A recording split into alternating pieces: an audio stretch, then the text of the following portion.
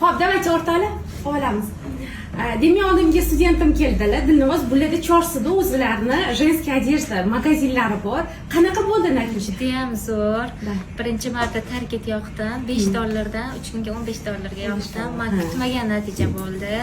Kecha bitta klientim kelib, o'sha bittada 8 ta narsa 3 millionga yaqin narsa olib ketdilar. O'zi ham xursandman. Hammaga target yoqish tavsiya qilaman. O'zi yoqqanda baribir natija zo'r bo'lar ekan.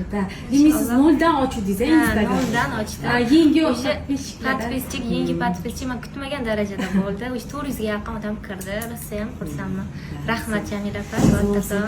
Demak, hozirda mana shu женская одежда bo'yicha qanaqa target yoqish kerak ekanmi? Albatta, hammaga tavsiya qilaman.